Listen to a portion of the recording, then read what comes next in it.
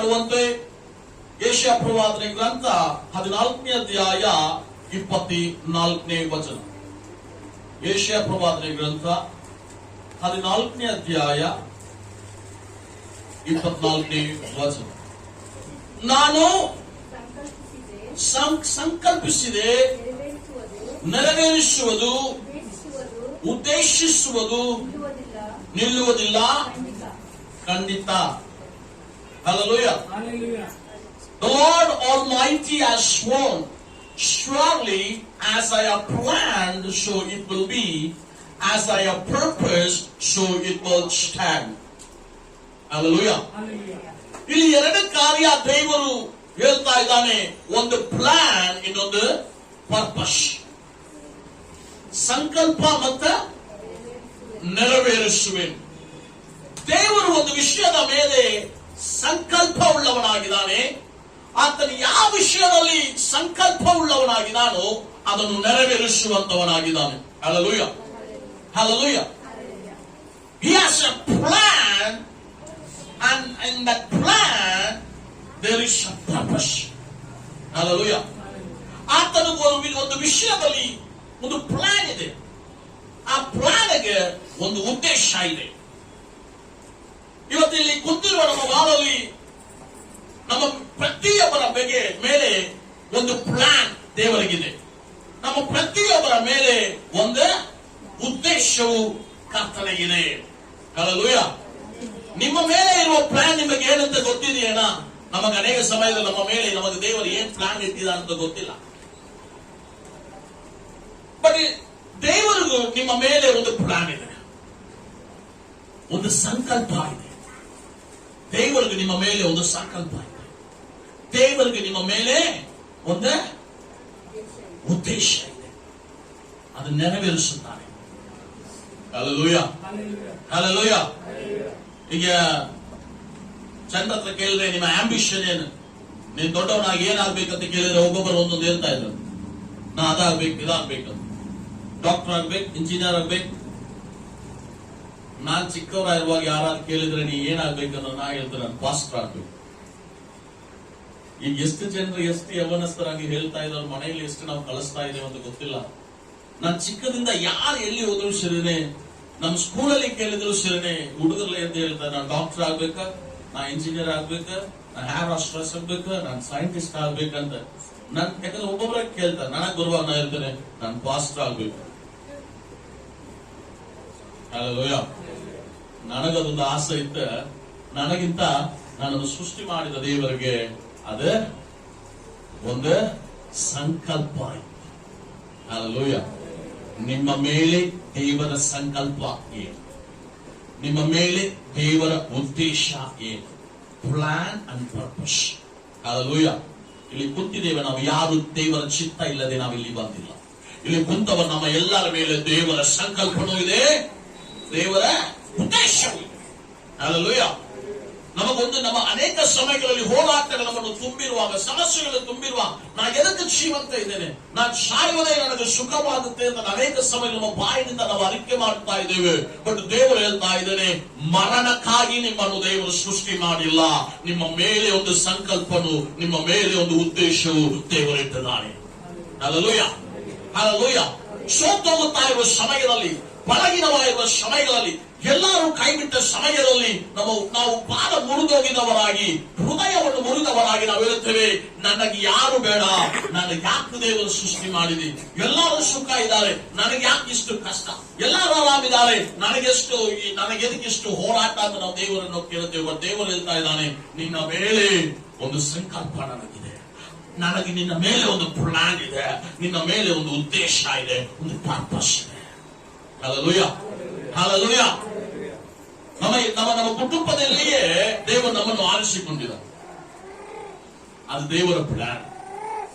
ಅಬ್ರಹಾಮನು ದೇವರು ಆರಿಸಿಕೊಂಡಿದ್ದಾನೆ, ಬೇರೆ ಯಾರು ಆರಿಸಿಕೊಂಡಿಲ್ಲ, ಅದು ದೇವರ ಉದ್ದೇಶ. ಹಲ್ಲೆಲೂಯಾ. ಎಷ್ಟೋ ಭಕ್ತರು, ಎಷ್ಟೋ ಶಕ್ತರು ಇದ್ದಾರೆ, ಎಲ್ಲರೂ ಬಿಟ್ಟು ದೇವರು ನನ್ನನ್ನು ಆರಿಸಿಕೊಂಡಿದ್ದಾರೆ, ಅದು ದೇವರ ಪ್ಲಾನ್. ದೇವರಿಗೆ ನಿಮ್ಮ ಮೇಲೆ ಒಂದು ಚಿತ್ತ ಇದೆ, ಗುರಿ ಇದೆ. ಆ ಗುರಿ ಮುಟ್ಟುವುದು ಸ್ವಲ್ಪ ಈಸಿಯಾದ ವಿಷಯ ಅಲ್ಲ. ಹಲ್ಲೆಲೂಯಾ. ನಾವಿವತ್ತೊಂದು ಹಾಡಾಡಿದ್ದೇವೆ, ಮುಂದೆ ಹೋಗುವೇನು, ನನ್ನ ಯೇಸುವಿನ ಹಿಂದೆ ನೋಡದೆ ಮುಂದೆ ಹೋಗುವೇನು. ಆ ಗುರಿಯನ್ನು ಮುಟ್ಟುವ ತನಕ ನನ್ನ ಗುರಿಯನ್ನು ಮುಟ್ಟುವುದು ಕಷ್ಟನೇ, ಬಟ್ ಆದ್ರೂ ನಾವು ಮುಂದೆ ಹೋಗುತ್ತಾ ಇದ್ದೇನೆ. I go forward, I press on towards the goal. Hallelujah. ನಾನು ಮುಂದೆ ಹೋಗುತ್ತಾ ಇದ್ದೇನೆ. ಯಾಕೆ? ನನ್ನನ್ನು ಸೃಷ್ಟಿ ಮಾಡಿದ ದೇವರು ನನ್ನನ್ನು ಸುಮ್ಮನೆ ಸೃಷ್ಟಿ ಮಾಡಿಲ್ಲ. ನನ್ನ ಮೇಲೆ ಒಂದು ಗುರಿ ಇದೆ. There is a plan. ಒಂದು ಪ್ಲಾನ್ ದೇವರು ನಿಮ್ಮ ಮೇಲೆ ಇಟ್ಟಿದ್ದಾನೆ. ಚಿಕ್ಕದಾಗಿರ್ಬೋದು, ದೊಡ್ಡದಾಗಿರ್ಬೋದು, ಒಂದು ಪ್ಲಾನ್ ಇದೆ. Hallelujah. ಯೇಸು ಸ್ವಾಮಿ ಸೇವೆ ಮಾಡ್ತಾ ಇರುವಾಗ ಬಹಳ ಜನರು ಕೂಡಿದ್ರು. Hallelujah. ಎಷ್ಟು ಜನರಿ? 5,000 ಜನರು ಕೂಡಿದ್ರು. ಅದರಲ್ಲಿ ಒಂದು ಚಿಕ್ಕ ಹುಡುಗನಿಗೆ ದೇವರು ಒಂದು ಪ್ಲಾನ್ ಇಟ್ಟಿದ್ದಾನೆ. ಏನು? 5 ರೊಟ್ಟಿ 2 ಮೀನು ಮನೆಯಾಗಿಂದ ತರಲಿಕ್ಕೆ, ಬೇರೆ ಏನಿಲ್ಲ. ನಿಮ್ಮ ಒಂದು ಸೇವೆ ಒಂದು ವೇಳೆ 5 ರೊಟ್ಟಿ 2 ಮೀನು ತರುವುದಾಗಿರುತ್ತದೆ, ಬಟ್ ದೇವರ ಚಿತ್ತ. ದೊಡ್ಡ ಒಂದು ಪುಲ್ಪಿಟ್ ಅಲ್ಲಿ ನಿಂದ್ರಕ್ಕಾಗಿಲ್ಲ, ಬಟ್ ಒಂದು 5 ರೊಟ್ಟಿ 2 ಮೀನು ತೊಗೊಂಬರ್ಲಿಕ್ಕೆ ಆಗ್ತಾ ಇದೆ. ಅದು ದೇವರ ಚಿತ್ತ, ಅದು ದೇವರ ಉದ್ದೇಶ. That's the plan. Hallelujah. 5 ರೊಟ್ಟಿನೇ 2 ಮೀನೇ, ಬೇರೆ ಯಾರ ಹೆಸರು 5,000 ಜನರದು ಇಲ್ಲ ಬೈಬಲ್ ಅಲ್ಲಿ. ಬಟ್ ಈ ಚಿಕ್ಕ ಹುಡುಗನು ಬಂದು 5 ರೊಟ್ಟಿ 2 ಮೀನು ಕೊಟ್ಟಿದ್ದಾನಂತಿದೆ. ಯಾಕೆ? ಅದು ದೇವರ ಪ್ಲಾನ್. ಗೊತ್ತಾ? 5 ರೊಟ್ಟಿ 2 ಮೀನು ಇಷ್ಟೇನಾ ಅಂತ ಅನಿಸ್ತದೆ, ಬಟ್ ಅದು ದೇವರ ಚಿತ್ತ. ಚಿಕ್ಕದಾಗಿರ್ಬೋದು, ದೊಡ್ಡದಾಗಿರ್ಬೋದು. Hallelujah. ದೇವರು ನಮಗೆ ಕೊಟ್ಟದ್ದು ನಾವು ಕರೆಕ್ಟ್ ಆಗಿ ಮಾಡುತ್ತಾ ಇದೆ ಮತ್ತು ದೇವರು ನೋಡ್ತಾ ಇದೆ. Hallelujah. Hallelujah. Hallelujah. ನಿಮ್ಮ ಮೇಲೆ ದೇವರ ಉದ್ದೇಶ ಏನಿದೆ? 5 ತಾಲಂತ, 10 ತಾಲಂತ, 2 ತಲಾಂತಗಳ, ಎಷ್ಟು ತಲಾಂತಗಳು ದೇವರು ನಿಮಗೆ ಕೊಟ್ಟಿದ್ದಾನೆ. ಒಂದು ವೇಳೆ ನನಗೆ ಕೊಟ್ಟಿರುವ ತಲಾಂತಗಳು ಒಂದೇ ಇರಬಹುದು, ಬಟ್ ಈ 1 ತಲಾಂತಗಳನ್ನು ನಾ ಹೇಗೆ ಉಪಯೋಗ ಮಾಡ್ತಾ ಇದ್ದೇನೆ ಅಂತ ಪರಲೋಕದಲ್ಲಿ ದೇವರು ನೋಡ್ತಾ ಇದ್ದಾನೆ. Hallelujah.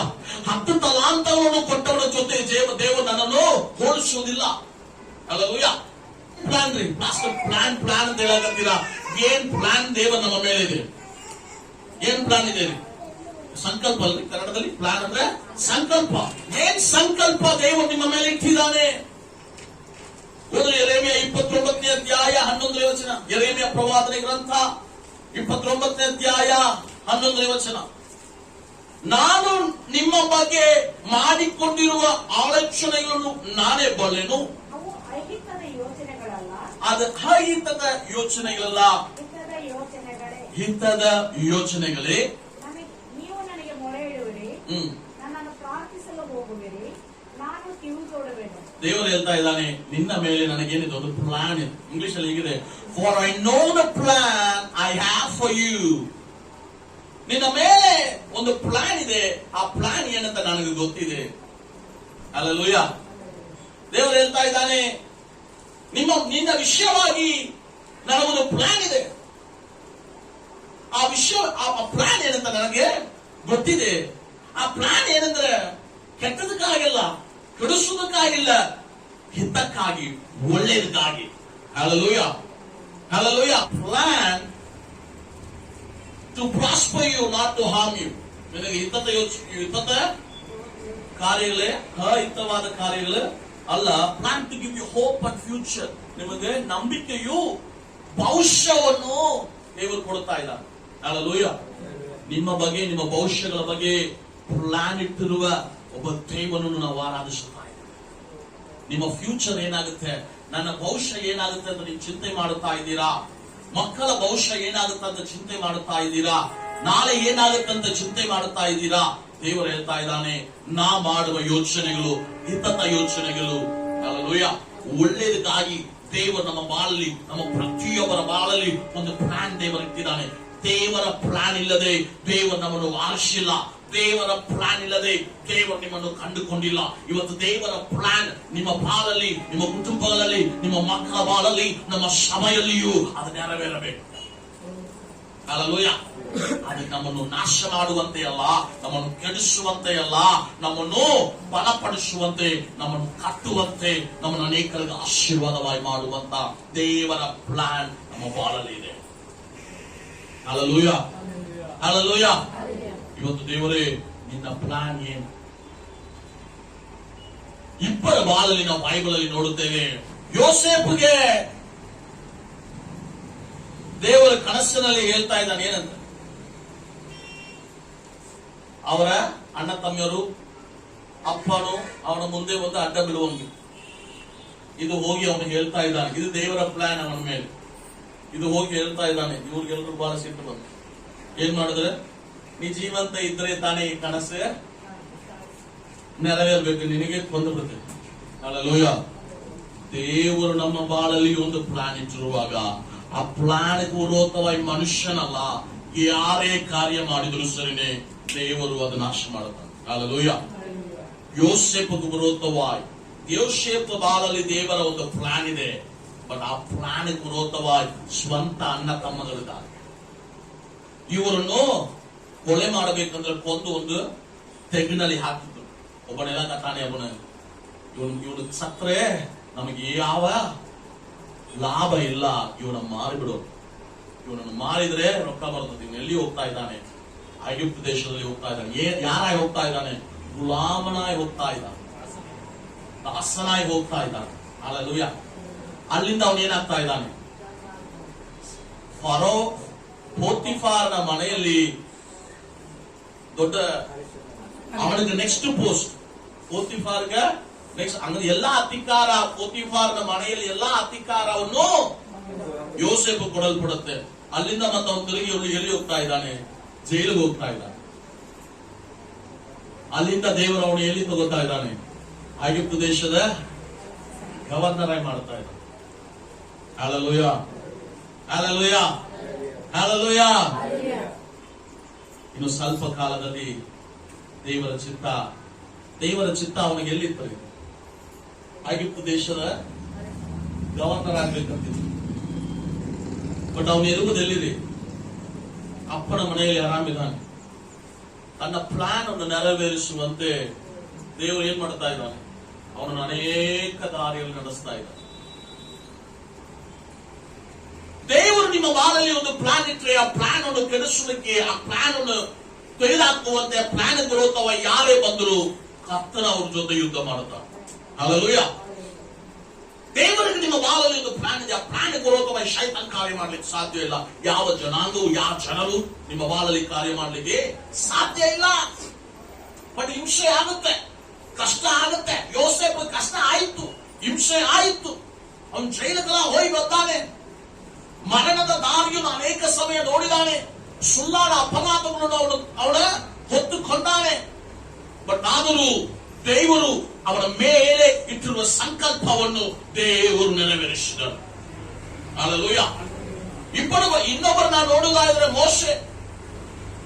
ಮೋಶೆ ಬಾಳಲ್ಲಿ ಅವನ ಐಗುಪ್ತ ದೇಶದಲ್ಲಿ ಅರಣ್ಮನೆಯಲ್ಲಿ ಫರೋನ ಮನೆಯಲ್ಲಿ ಬೆಳೀತಾ ಇದ್ದಾನೆ. 40 ವರ್ಷ ಬೆಳೆದಾನೆ. ಈಗ ಅವನು ಒಟ್ಟಾಗಿದೆ ಇದೆ, ನಾ ಐಗುಪ್ತನಲ್ಲ, ನಾನು ಯೂದನಂತ ಅವನಿಗೆ ಗೊತ್ತಾದ ಮೇಲೆ ಅವನ ಅರಸನ ವಿರೋಧವಾಗಿ ಕೆಲವು ಕಾರ್ಯ ಮಾಡ್ತಾ ಇದ್ದ. ತನ್ನ ಜನರ ಹತ್ರ ಪ್ರೀತಿಯನ್ನು ತೋರಿಸುವ ಕಾರ್ಯಗಳು ನೋಡ್ತಾ ಇದ್ದೀವಿ. ಅಲ್ಲಿಂದ ಮತ್ತೆ ಅವನು ಅರಸನಿಗೆ ಹೆದರಿ ಊರು ಬಿಟ್ಟು ಓಡ್ತಾ ಇದ್ದಾನೆ. 40 ವರ್ಷ ಎಲ್ಲಿದ್ದಾನೆ? ಅರಣ್ಯದಲ್ಲಿ ಇದ್ದಾನೆ. 80 ವರ್ಷ ಆಗಿದೆ. ಈಗ ದೇವರು ಹೇಳ್ತಾ ಇದ್ದಾನೆ, ನನ್ನ ಪ್ಲಾನ್ ನೀ ಅರಣ್ಯದಲ್ಲಿ ಇರುವುದಲ್ಲ, ನೀ ಹೋಗಿ ಇಸ್ರಾಯೇಲ್ ಜನರನ್ನು ಕರ್ಕೊಂಡು ಹೋಗ್ಬೇಕು. ಹಲ್ಲೆಲೂಯಾ. ಒಬ್ಬನ ಅರಣ್ಯದಲ್ಲಿ ಇದ್ದಾನೆ, ಅವನೆಲ್ಲಿ ಹೋಗಿದ್ದಾನೆ? ಅರಣ್ಮನೆಗೆ ಹೋಗಿದ್ದಾನೆ. ಒಬ್ಬನ ಅರಣ್ಮನೆಯಲ್ಲಿ ಇದ್ದಾನೆ, ಅವನೆಲ್ಲಿ ಹೋಗಿದ್ದಾನೆ? ಅರಣ್ಯಕ್ಕೆ ಬಂದಾನೆ.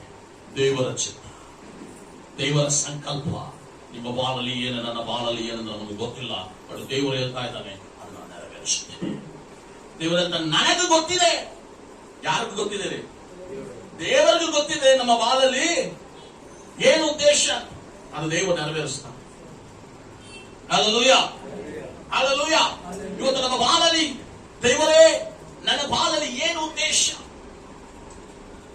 ದೇವರು ಹೇಳ್ತಾ ಇದ್ದಾನೆ, ನಾನು ನಿನಗಾಗಿ ಮಾಡಿರುವ ಎಲ್ಲ ಹಿತಕ್ಕಾಗಿ, ಒಳ್ಳೇದಕ್ಕಾಗಿ.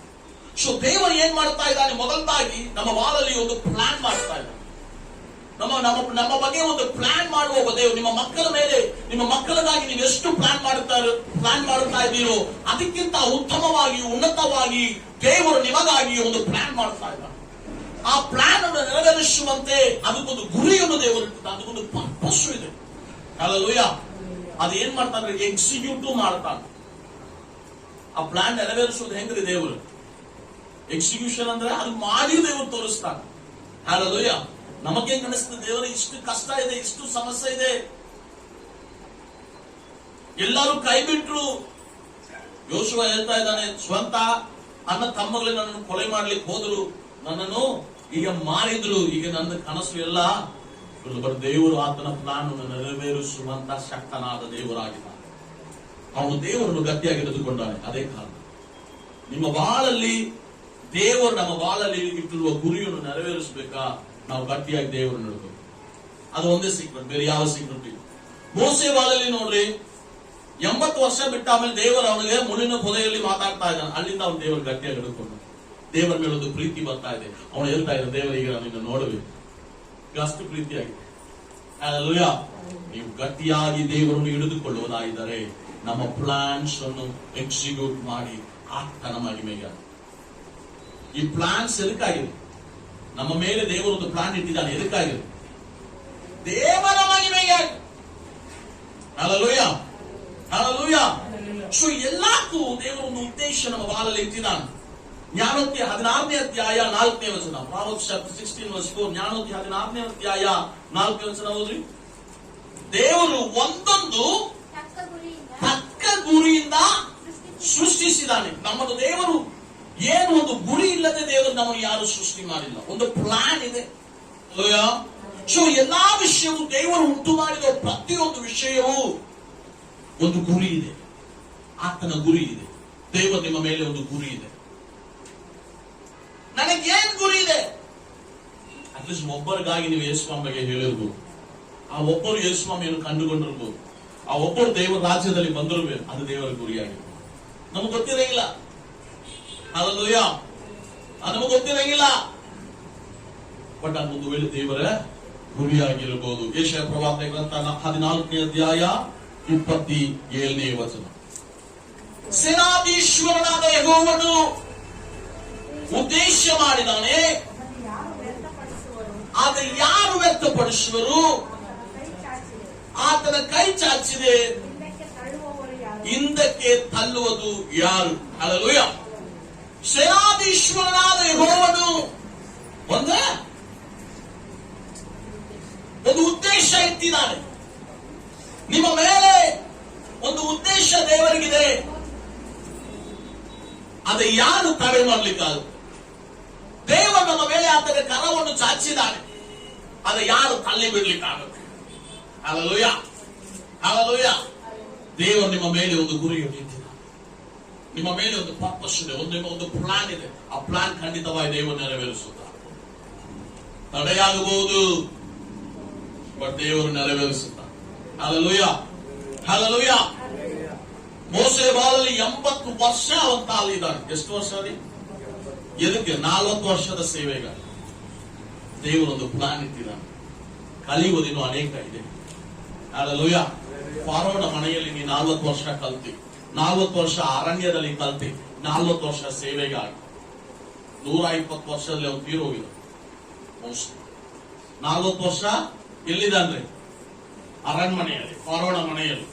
40 ವರ್ಷ ಅರಣ್ಯದಲ್ಲಿ, 40 ವರ್ಷ ಕರ್ತನ ನೆರಳಲ್ಲಿ.